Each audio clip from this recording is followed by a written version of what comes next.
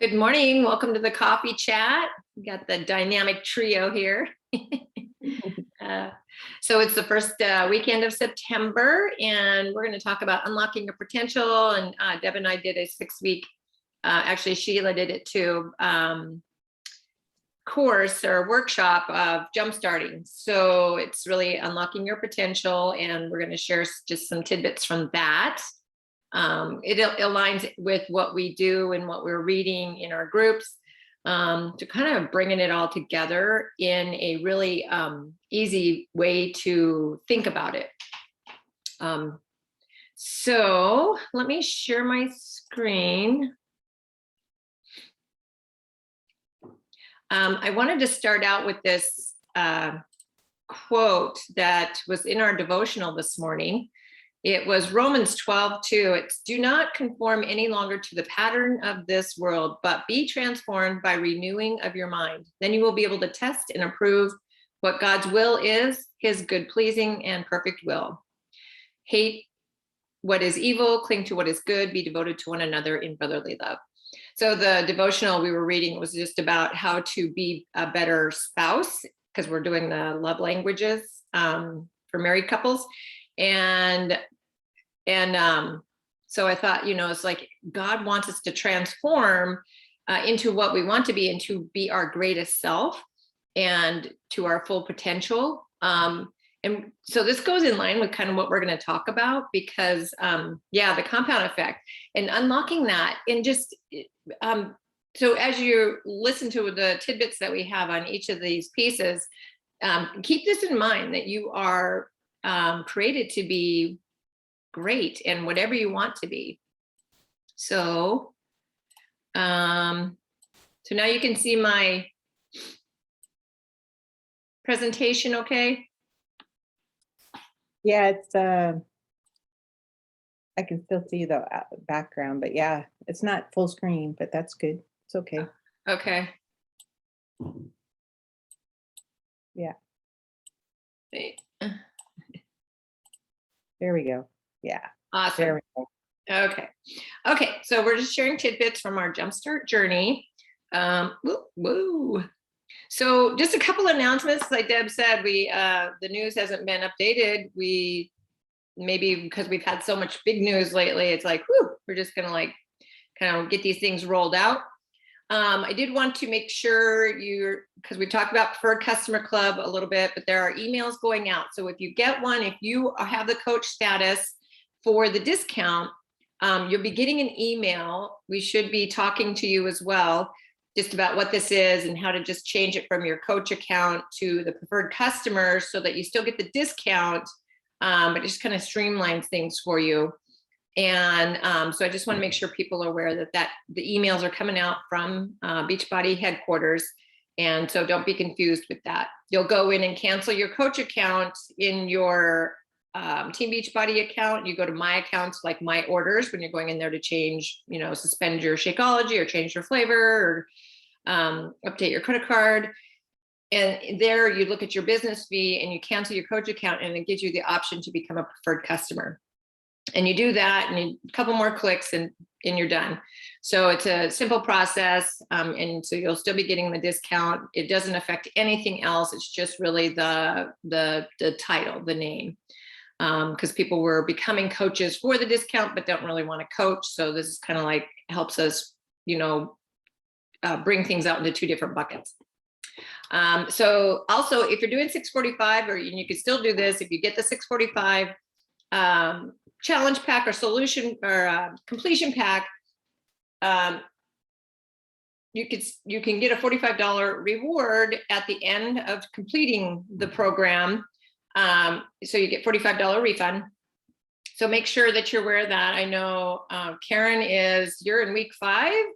So make sure when you finish that you do fill that out. And if you have any questions, let me know. It's really just the Beachbody challenge. You go in there and you fill that information out. It doesn't have to be too detailed. You do want to have a before and after photo.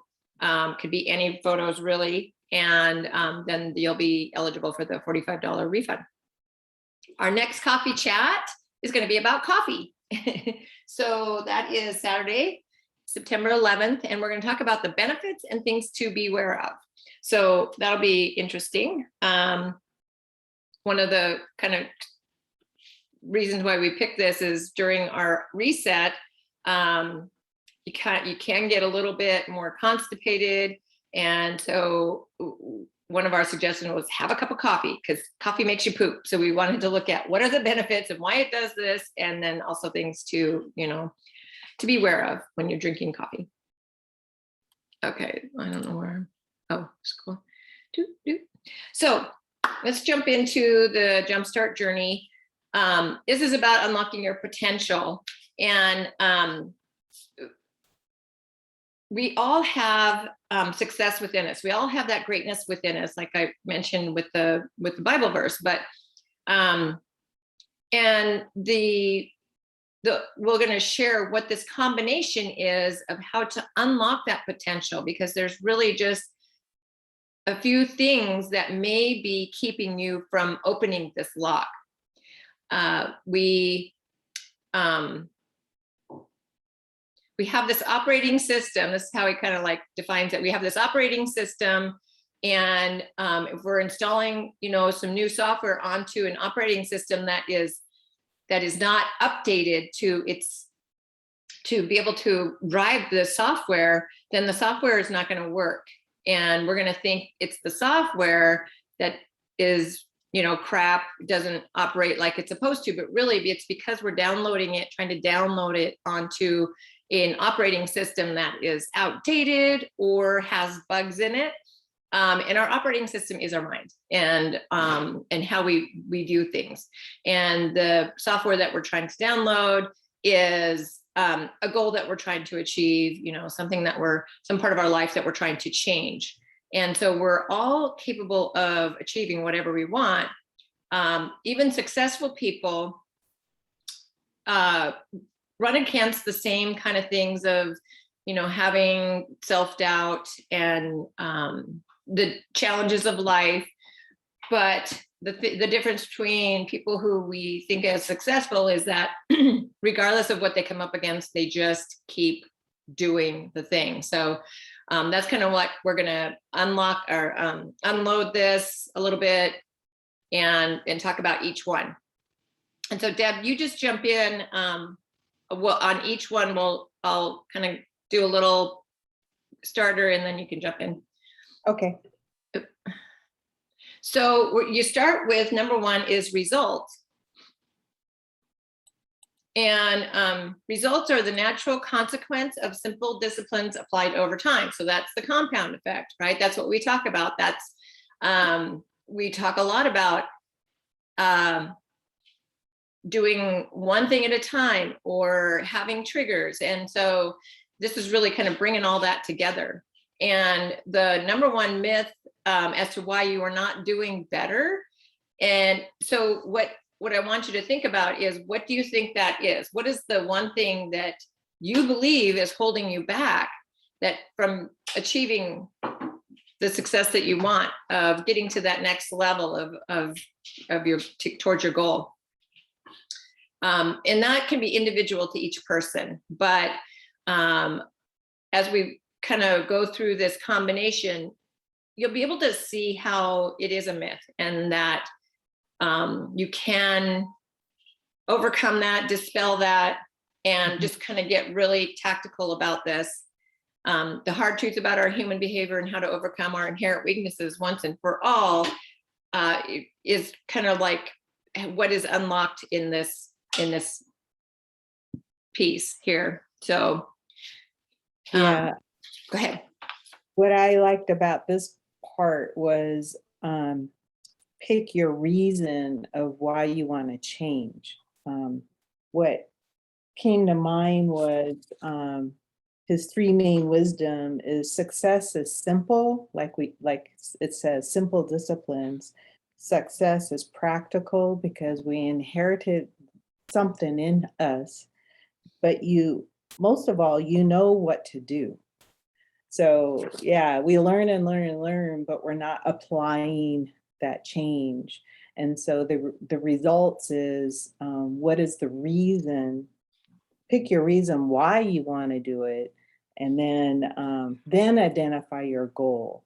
And that was I'm always pressed to find a goal, but I had to get to that reason first and then figure out my goal and what I am going to do it. And it's reasons come first, actions come second. So that was just the biggest thing on this results is your reason comes first. And every book we have and stuff is your goal. And that goal needs to be profound in your head, but the action needs to meet that goal. And so, yeah, that was the biggest pronounced thing in this results category.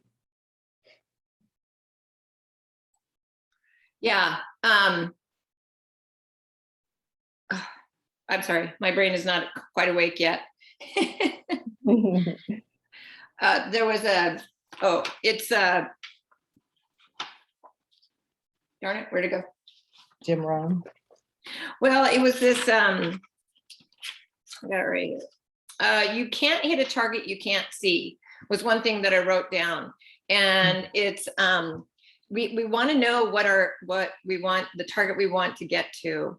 And that's where the law of attraction comes in. But that doesn't mean that we can just sit back and not do anything. We have to, when we see our target, we are able to manifest because now we are focused on that. But it's not just that piece. So it's the methods, it's the routines, and the rest of the combination that's going to help you to hit that target. The law of attraction is when you start focusing on what you want to achieve, you will start kind of seeing other people achieving it. You'll see when you define what your action plan is, you'll see other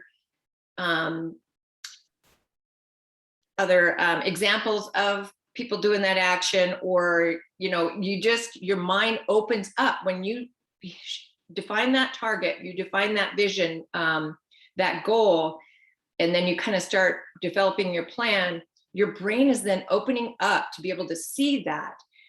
And because you've told your brain, here's what we want to go towards. So that is really powerful in and of itself.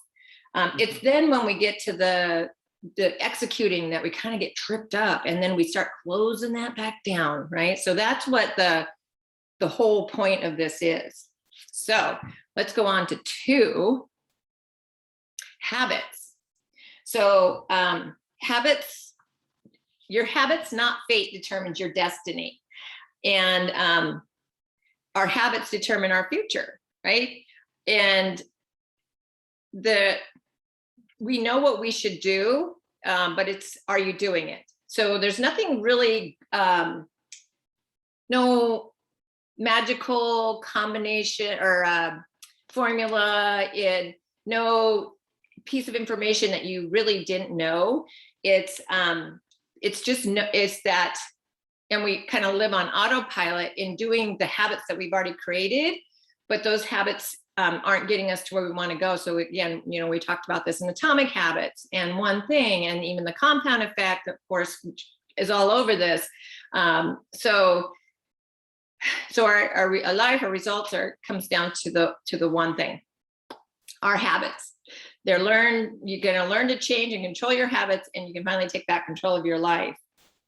And the hard reality is, this one was big, is that good habits are hard. So think about this. Good habits are hard to create and easy to lose. And bad habits are easy to create and hard to change. And that is so true. Like, it's just our bad habits are easy, and we default to those because, like me, I am addicted to easy. And then, and I get immediate reward, immediate satisfaction from that. And so then it's harder to change. And then the good habits just become hard because, we're almost rewiring a little bit. And it takes more effort. And that's one thing that, like, I know Darren talks a lot about, like, there is no easy magic pill. Like, if you want to achieve something, and depending on the level of it, it's going to take effort and energy and work and discipline to achieve it. And so that's why the good habits, like, are hard to instill and easy to just, like, yeah, I just don't feel it today, I'm not going to do it. We kind of revert back to that. So Mhm. Deb, you got, Yeah, this is where that minute habit compounds throughout your lifetime type of thing.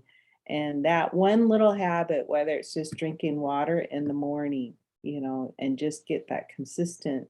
And it could be hard. Maybe it's like you don't figure out what your success is to do it. But what I really got out of this was building better habits, not chasing results.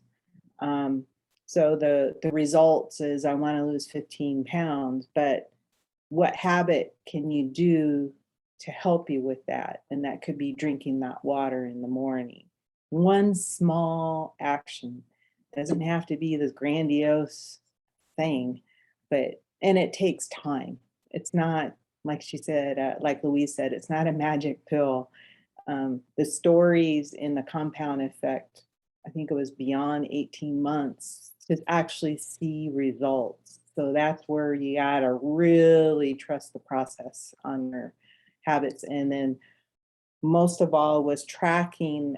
I think we talked about this last week on tracking your habits to see what you do need to change. Maybe you're just not quite there yet, or give yourself grace. Drinking water 5 times a week versus every single day. Start small, compound out. But yeah, you're not chasing results. You're building better habits. So that's what I got. yeah. So like, what do you do to kind of identify this and do things differently? And it's really back in results, when you're thinking about what you want to achieve, it's like you really have to ask yourself, who do you want to become? Because Yeah. if it's not just about the action you take, but how you're growing and changing holistically and internally and with your mindset. So you have to ask yourself, who am I growing to become? And use that as your compass, like in aligning you with the actions that you're taking, the habits that you're creating.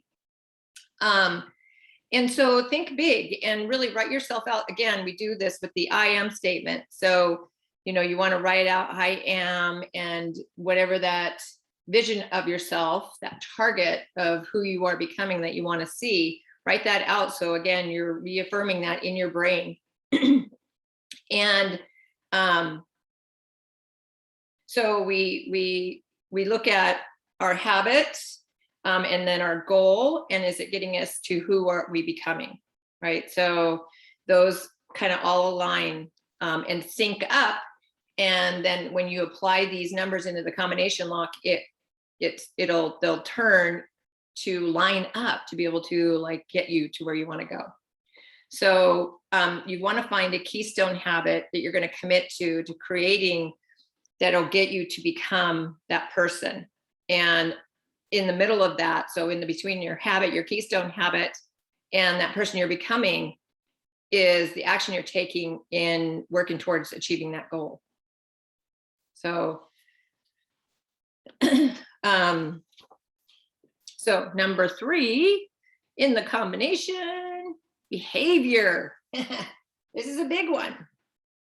So behavior is action begins traction toward success or failure. So remember, the compound effect is in operation all the time. We're moving either away from our goals, away from who we want to become, or toward that.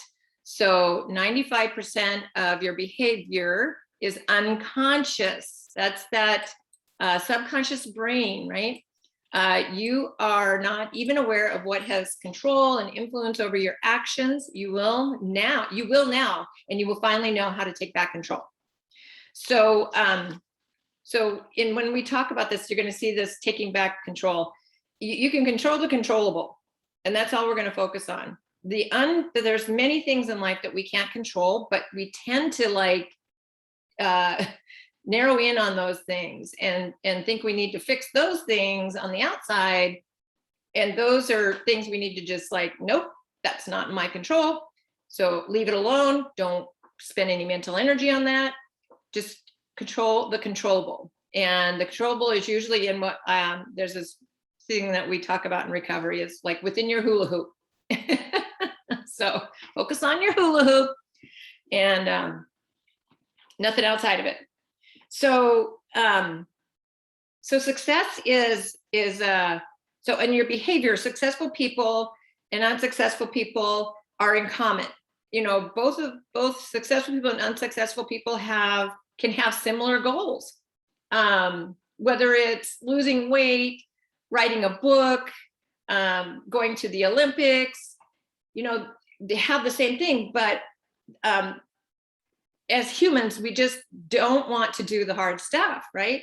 The successful people just do it anyway.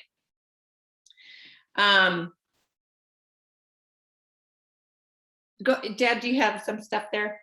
Yeah, I like the way Darren Hardy, he's pretty ruthless when it gets into this training because you kind of, it's as if he could be speaking at you at some things, but it says the truth about process of earning success, it is mundane, unexciting, unsexy, laborious, frustrating, and defeating. And that's why a lot of people just kind of like a turtle go back into the shell because they just get overwhelmed. But you got to attack it like you love it. And that right there was it. Like working out every day. I don't like it. And he even put himself out there. He goes, I don't do it. I don't like it, but I go to the gym anyway. I do it. Just do it. Just get it done. Could be days that you're just 110%, and then there's days you're just 10%, but you did it. And that's the behavior and action that you're trying to achieve or to the person you're trying to become. And so I really like that. Attack it like you love it. A lot of it is up in the mind. And I think of that even with when I was watching the Olympics, you could just tell people are just focused or just, you could tell, and then total joy in doing what they're doing. And yeah, behavior is something that is part of that miracle morning, which I'm trying to instill. It's visionary too, trying to visualize where you want to go, who the person you want to become, and your action. Am I doing this? Is this contributing at all to it? Or I'm just making another bad behavior just out of comfort. So it's work. It is work. But we in our group, that's what we do. We work. We work on our nutrition. We work on our hydration. We work on our exercise. And that's always bettering ourselves. And this is just another component about it. Yeah. That's one thing he does stress, you know, stop looking for the quick fix for success and happiness. I do this myself, you know, everybody does it. We want the path of least resistance as humans, but success is earned. He talks about this, you know, one day at a time, one step at a time, one decision at a time, you know, either one phone call at a time, one meeting at a time, whatever it is, you know, just taking it each step at a time. And so the kind of the way you can look at your behavior and get aligned is so what is you got your goal, and then what is your keystone habit from the second lock, and define like half a dozen behaviors that will help you achieve your keystone habit and have a positive impact towards creating that habit, and then narrow it down to 3 success behaviors, and then also strategies on how to make it easier. So we want triggers, right? We want to be able to create, what we're doing is creating some methods, some routine, because you'll see in the next lock, we have our monkey brain and our sage brain. And then, you know, just look at, this was on the Darren Hardy, and I put it in my newsletter, was just identify 3 things that you can do, 3 things that you need to stop doing, and 3 things you need to start doing to get you, you know, so moving towards that life, the person you want to become. So nothing in this combination is things we don't know. And that's the thing about it. But it's really understanding that it doesn't matter. There's, it's really just, how do I take what I know and put it into action? So number 4 is choices. You make your choices and your choices make you. I remember this one stuck with me when the first time I read The Compound Effect, because, and then I would just, like, as soon as I read this, I could like, my brain is just like, oh yeah, like all these choices that I know I should make, or, when I'm in that moment of do this or do that. And, and then I, like a lot of us, we opt to do the bad thing because I'm getting immediate reward. It's easier. So everything in your life exists because you first made a choice about it. And all action is born out of thought. So you don't do anything that you haven't thought about, at least for a split second. So it's, you have to identify those triggers. And then, so there's 4 triggers that he talks about to your poor choices. And that is the what, where, when, and the who. And so we have our monkey brain and our sage brain, right? And we operate a lot on our monkey brain. And that's the one that wants to just have fun, do things easy, and not, is it trying to avoid change? It's like our subconscious brain that's already operating on default, and then there's the sage brain who is constantly battling with this monkey brain. And it's the one that's like, I know I should do this. And the monkey brain, like, no, let's go do this, like in the previous one, it was, we had our bad wolf and our good wolf. And it's really whatever you're going to feed more. So that becomes greater. So the fixes for the where fix is to never go in, like if you're in an environment that isn't conducive to your happiness, what you want to achieve, then we need to change this, right? We need to create, even if we can't, we have to be in this environment, we can still create triggers that are aligned with who we're becoming. So you have to really think about that. Like, what is my environment? What triggers me to make bad choices? And what can I do to help me make better choices, especially in the moment? And obviously with eating, in your kitchen, you're cleaning out your pantry, you're getting rid of all the temptations as best you can. If you've got family members that still want, certain things, like my son always has this ice cream in the fridge. It's not good for me. And I see it, and I really have to mentally like keep out of that, or have a cupboard that has the snacks in it that's out of your range, right? Like they're not going to just open it and see it every day.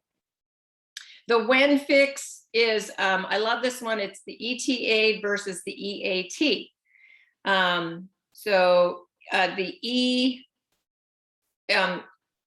it's ETA versus eat, if you think about that. And eat is the emotion. We have this emotion, and then we act on the emotion, and then we think. That's the eat. And it's just not to do with it, doesn't necessarily have to do with food, but think about that. Like we have this feeling, and then we just like reach for something to eat. And then we think, oh, I should have probably had a salad, or I wish I'd have, we start beating ourselves up over that. We start thinking about our choice. So to swap that to ETA, so you do your emotion comes up, take a pause and think about what's going on. Why do I feel this way? Is this going to make me, is this like if I'm reaching for something, is it going to make me feel any better? And then, you know, just in that pause, give your sage brain a chance to come in and then act differently. That helps you stop the monkey brain. And then the who is one of the most powerful, you know, who you're surrounding yourself with will determine your attitude and the actions you take and the choices you make, your behavior, right? So we become who we hang around.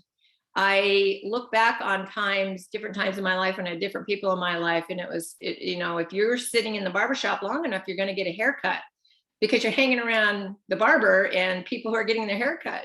If you're always going, you know, hanging around with people that like to go out after work and have drinks and hors d'oeuvres, you know, you might go with them for the social aspect, but you're going to end up you know, drinking more than you thought, or like not having the healthy option because we want to fit in with our group, with the people that we're hanging around. So we have to limit or disassociate those negative associations.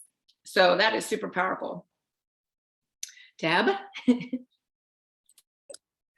Well, the next thing was keys to making good choices. So you're identifying the bad ones and then trying to see the fixes to apply, but it's like this and that. And so the good choices is prepare for success. So you can prepare yourself. Okay, well, perhaps I am going to go and have toddies or something after work or something with some friends, but prepare yourself.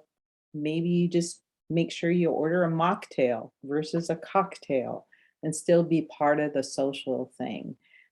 So you prepare and lay out your workout clothes the night before so you can work out in the morning. So those are just little, reminds me of the habit stacking in the Atomic Habits module. And then plan for failure. That's kind of the same thing, but don't let fall be failure. Get back up and keep going. So this is where you don't beat yourself up. And like I had popcorn over there at the quilt show. I was like, oh God, but you know what? I'm going to have it and I'm going to enjoy it and move on the next day. So yeah, just fall off the wagon, get back on. And then when Louise talked about ETA, emotion, think, and act, you got that action and reaction, and that sage is like right in the middle of the action reaction. And this is stop at first choice. So this is where you need to stop and pause. And that's where you start assessing your choice. And it could be just that one minute second before you react. And then if all else fails, run. Just run, you know. I mean, if you're just in that unhealthy environment, just run. I mean, there's times I'm in a toxic environment and I'm at somebody else's house. I'll just excuse myself and go to bed early and read a book, you know, and just that's my salvation there. And I think what really rung with me is my one thing my dad had always it sunk in with me when I was younger. He always said, you got to learn to live with your choices, whether it's good or bad. And it holds true on anything. And some of it I regret, yeah, but I got to learn to live with it. But I move on. If I just stayed in that miserable bad choice and it just eats you up and you don't grow. You're in that valley of despair. So learn to live with the choices and you just make it better the next day. So that was the biggest thing about this module was your choices should support your behavior and your behavior gets to your goal and you're becoming the person that you set out to be. Yeah, that ownership piece and just, I think one of the greatest habits that we do create is, besides meal planning, of course, is this healthy lifestyle isn't just a perfect line that we walk. It's going to have all kinds of ups and downs, and the habit really is coming back to, you know, that line that kind of keeps you balanced, you know, on track and moving in the right direction. It just may be a little bit of deviations, right? And everybody has those, but it's the habit of coming back to your true north. And because a lot of people they'll deviate, and then that just either gives them an excuse to keep going one direction, you know. So I love that. It's like, don't beat yourself up and just get back. And that is huge. Like, that's a huge character advantage. Okay, so the other thing is that success is not a result of heroic feats. It's not grand acts of bravery. It's not quantum leaps, as we read in the Compound Effect. It is small, seemingly insignificant moment-to-moment choices. And those choices add up to big results.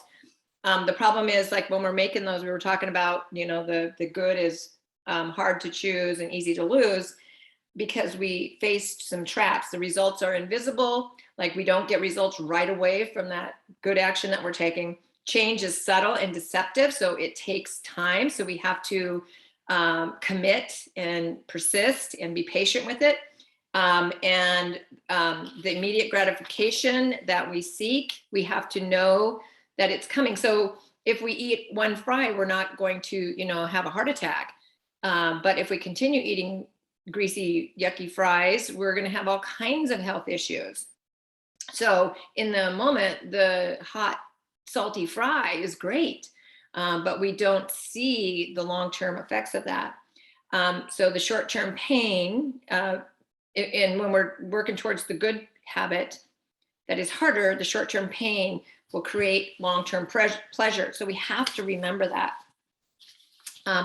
Okay, so choices are at the root of every one of your results. Where you're at today is a result of all the choices that you've made up to this point. So it's not a death sentence. It's not, you know, indication of who you are. It's just that now you know better, you can do better.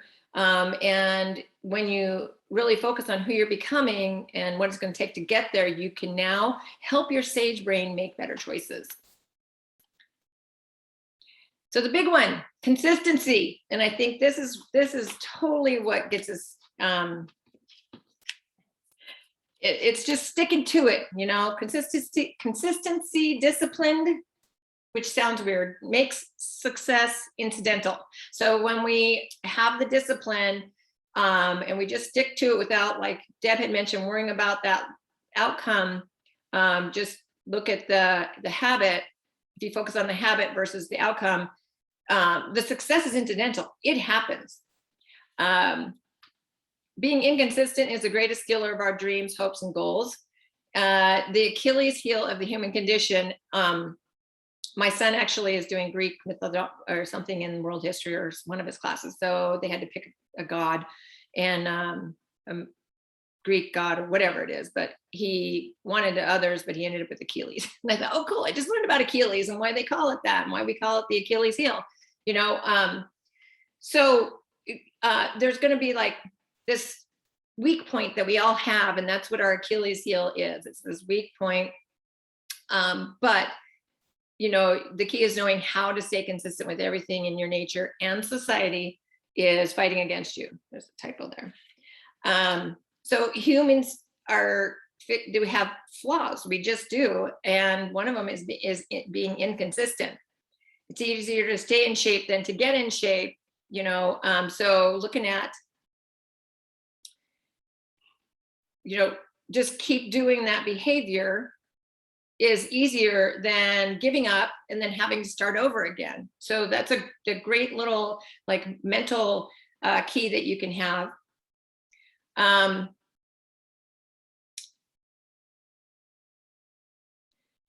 Deb, why don't you jump in here? I'm like lost my train of thought.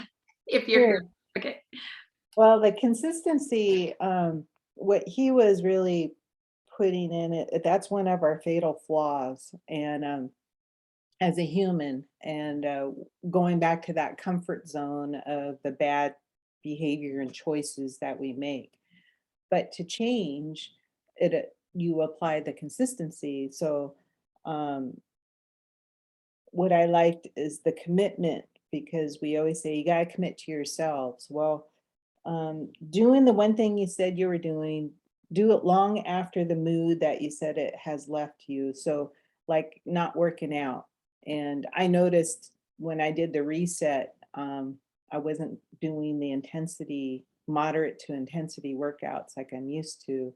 And it's that choice was to do it because I wanted to succeed in that program, which I felt like I did, but it sure was hard for me to get back up and rolling. And it just isn't until this week since for August. So it's something in consistency, but I had to get my brain back to where I was when I started Team Beachbody altogether.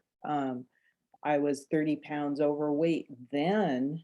And sure, it took 4 or 5 years to get to this point, but it was the consistency through time and that better choice of a habit to get me to where I am today. So I kind of had to dig deep and reach back that, yeah, it takes time. And that's where the consistency will occur. And this habit is your change is created. Darren said it should be between 90 days to almost a year before that habit should sink in. And so that consistency needs to be there in order to get it seamlessly sinking into your daily behaviors and choices. So it should be sustainable and be easier to apply. So he calls it the mo, getting your motivation. So that's the the mojo and all that. But to get your mo going, you got to track your habit. You got to make the choices and then apply it consistently and then reevaluate. And that goes back to the 12-week year tools that we use. This is just a simpler form of just one line item, that one single habit, or those three that you choose, and to track and to apply it through time. And the other one is consistency is probably the single most important predictor of success. So you remember that valley despair moment, but you'll get to that point where you're going to have those little bleeps along that line, not in the big valley. So if you just bleeped one, just went off track, you're going to come back. And the momentum is still going to go. And he had a good one on the locomotive. You start the train and you start rolling, but that whole momentum of the train and its weight and its pure gravity right there in that time, it's just going to keep rolling. So that's where you want to get in that state of mind, just to keep going. And then it becomes an unconscious effort. And that's where we want to be. And I think that's what the valley of death, he calls it. The dip, Yeah, go ahead. the dip, prepare for the dip. Yeah. Yeah. I was just going to say, there was why do humans suck at staying consistent? And it's because we have a physical body that gets sick, gets tired. Then we have an emotional state. So our monkey brain comes in and tries to run the show, and we have free will. So doing as little as we can. So this is kind of like, looking back at all the things that we talked about already and why we're not staying consistent. And so what you can do is identify what is your consistency Achilles heel. What is that weakness for you in staying consistent? And think back at a time when you have had the big the momentum in the past, and when it suddenly disappeared, seemingly suddenly disappeared, and identify a few areas in your life where you were once consistent but have since drifted. And that can be really good at identifying what were the patterns then, looking at what were the triggers that helped you and what were the triggers that caused you to drift, so that you can, start identifying those things, and knowing those things ahead of time and being prepared for them. And that's what I've mentioned this a few times, is like creating these routines, these systems, these processes that take the guesswork out of it. So you don't monkey brain, you can say, forget it, I got this process, right? And it helps you protect yourself from you.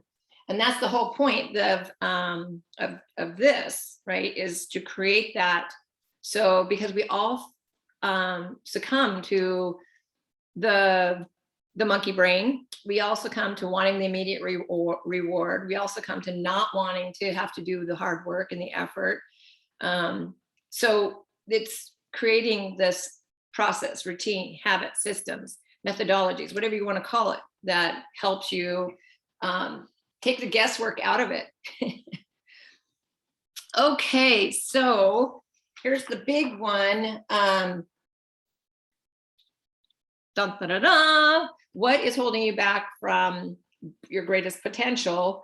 The final lock in this combination, that if you line all these things up, that helps you unlock this and achieve your greatest potential, and that is you. And life is your own damn fault, good or bad, right? This is the compound effect. Where you're at today is a result of the choices that you made. The choices determine your behavior creates your habits, and the habits create the result, right? So if we can align these things in the lock, then we create a different result. So you have to identify what is really holding you back from being more successful. It's you. It's these beliefs that we have. The truth about, success is not a result of what you know. It's a result of what you do with what you know. So in aligning these things, you can take what you know and create an action to execute on what you know. And then you'll be getting a different result. But it really does, those limiting beliefs that we have in our subconscious brain that just kind of plays on autopilot, where then we start living on autopilot. We have to identify those things if we want to be more successful. So, I talk about, we talk about this a lot, and why we read books that help us to change how we're looking at something, our previous beliefs on something, having a different perspective on it, challenging what we thought we knew, to be able to just look at things differently, or have our outlook to be more positive, more empowering. So all beliefs were learned and can be unlearned. That's like, if you thought, I just am never going to do that, it's like, yes, you can. That's empowering. That's what I was looking for. Because if you learn something and that's generating the result of your life right now, you can unlearn that. It just takes a little longer. It's a little harder. We have to, it's that operating system that we have to eliminate some programs that are running in the background that are causing us some problems. And so that when we install this new routine and this new upgrade, that nothing's going to come in and sabotage us. And when you do that, then you can permanently change your life. What you got, Deb? Yeah, and this is the key component. With all the personal development books, what he's trying to state is your belief has been implanted in you when you were born. You were learned certain beliefs, and some of it could have been limiting beliefs, but you relied on the authorities that told you what's good and bad, let's say. But when we're trying to make a change, we're defying that implanted belief we have in ourselves, and we're defying it and trying to make a better choices. And this is where we are trying to change.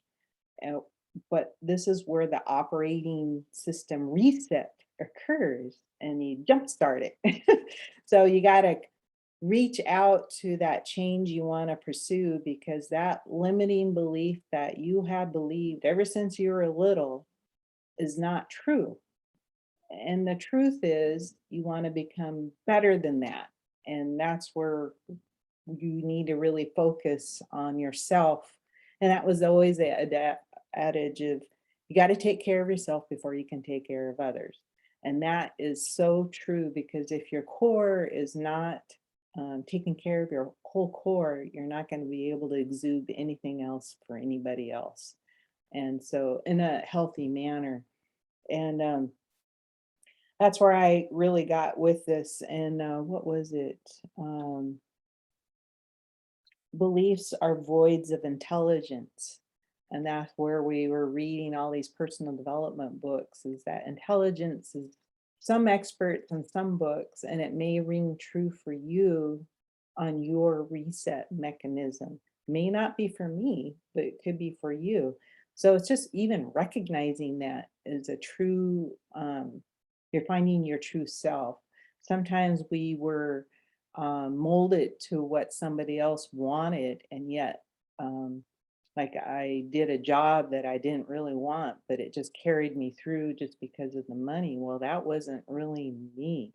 And I finally recognized that and changed jobs, because it was just like, that's just not me.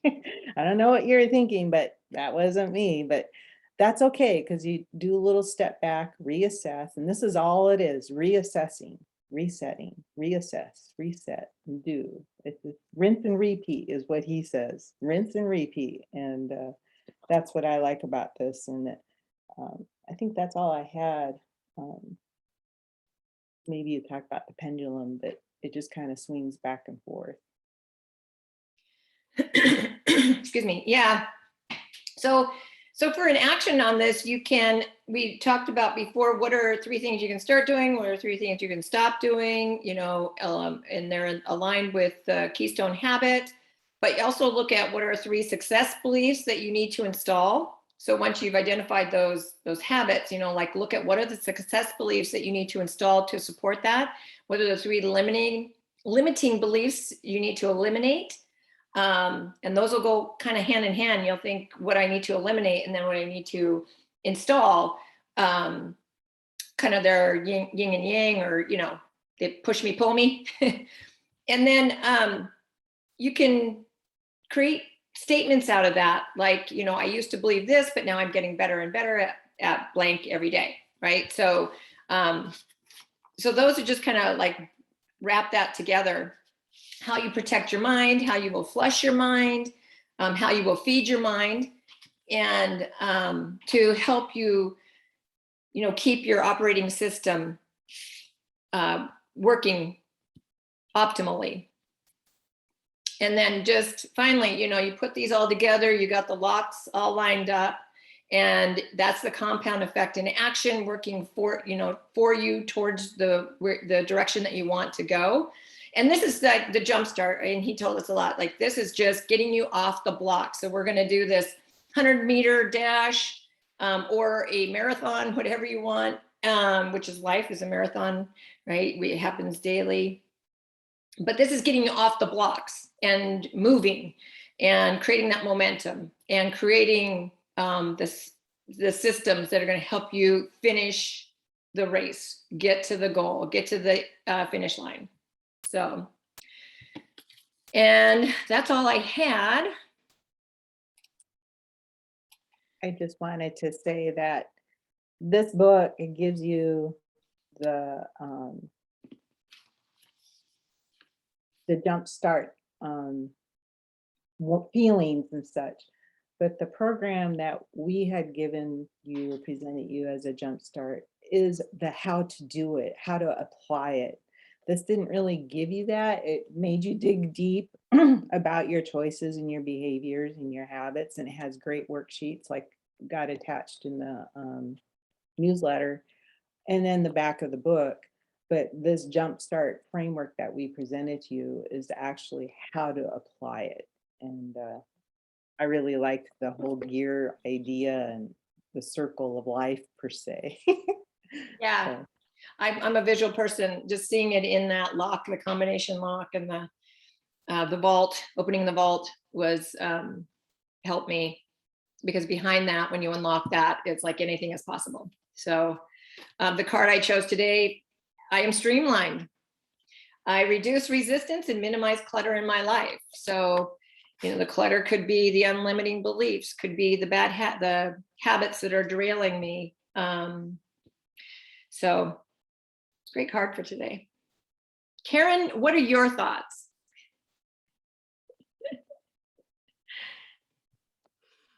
I don't think we have time for all my thoughts. It's a lot of good information, and you know, but sometimes when I hear all this stuff, then I just feel bad. Yeah. You know, like I think of all this stuff that I'm somehow not doing. I don't know. Yeah, that's Yeah. not very uplifting and hopeful, but that's what I was thinking. No, that is true. And that often happens with me too. It's like, that just made me aware of all these things that I'm doing poorly, or the poor choices that I'm making, like the 2-a-day donuts that I was having, you know. It's just like, you know, and that's okay. That's life. And it's just, everything starts with that awareness, right? And if, I know you don't like journaling or writing things out, but if you were to identify some of those things, like that was one of the things, is if when something happens and somebody's pushing your button, and you might be pushing your own button, why is there a button there? And that's what you need to look at. Why is there a button there? Why is it making me feel this way? And kind of get to the root of that. And just starting simple with one thing, and addressing that one thing.